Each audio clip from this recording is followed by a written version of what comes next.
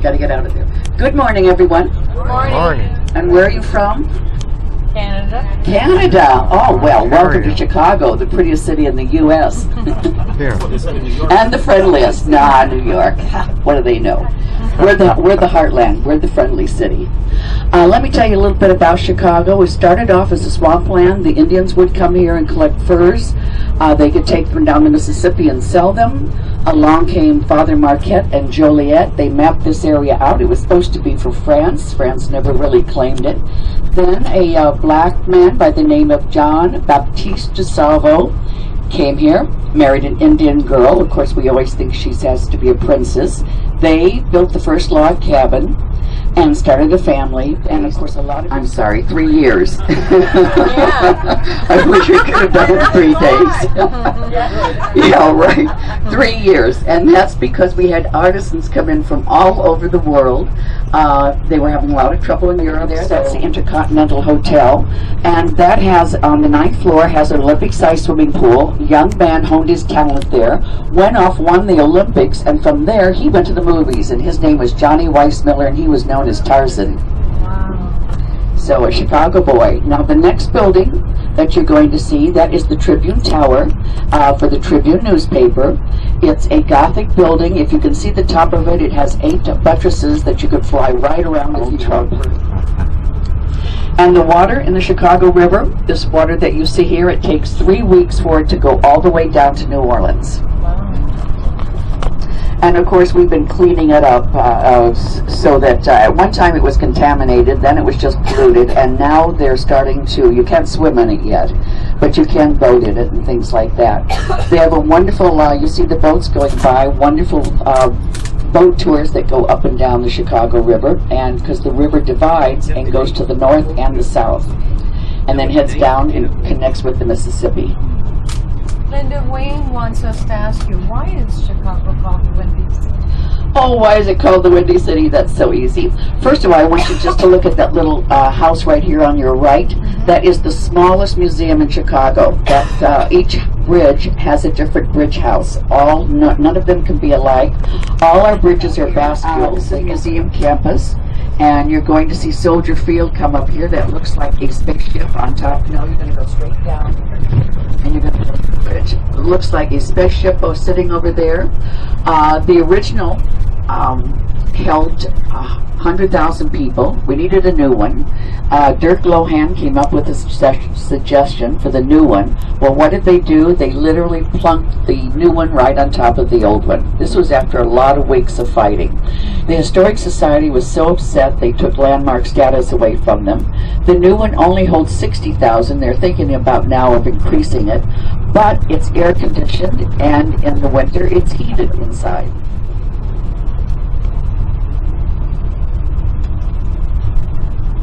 As we go into the bridge, you'll see the original McCormick Place, which was built by Colonel McCormick, who owned the Tribune newspaper, because he decided that we needed a convention center. So this was built about 1960. It was built as the first absolute fireproof building in Chicago. He'll pull up so we can take a look. Oh, right in front of that driveway there. Just lost it. So it was the first absolute fireproof building built in Chicago on your right-hand side. Well, in 1967, it burned to the ground. Wow. They had an electrical fire inside, and it melted the building, so we rebuilt it exactly in the same spot, but now all the electrical wiring is inside copper tubing, so it can never burn again. As we go around here, you'll be able to see all these little hills. Well, this is the heartland. There's nothing, and they literally tore up that whole airport. So now, of course, it is a bird sanctuary, and that a bird hospital also, and that, of course, is also where we have our rock concerts. Keep those kids far away from the rest of us so we don't have to hear it all night.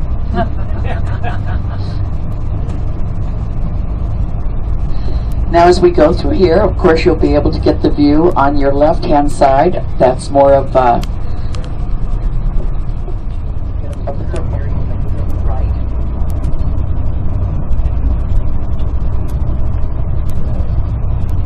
Now we're also going to come, I mentioned Marshall Fields before, that he donated.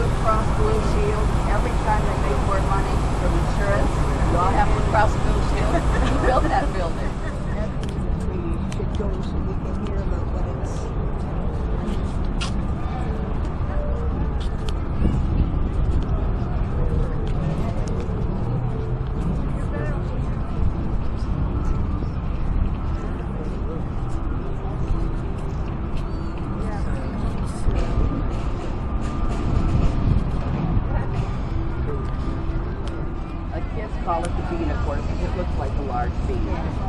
We paid $23 million for it. So this is one of the things that kept the park from opening, was collecting the money to get that paid for. It's 110 tons of poly stainless steel.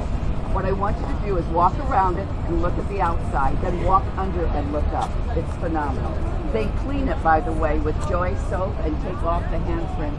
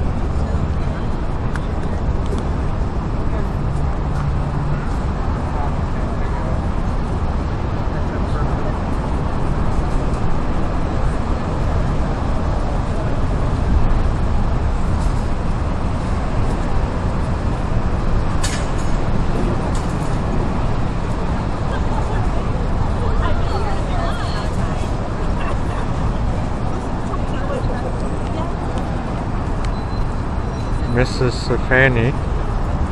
Say hey. Mrs. Fanny. Okay. Okay, ready to go? Let's rock and roll.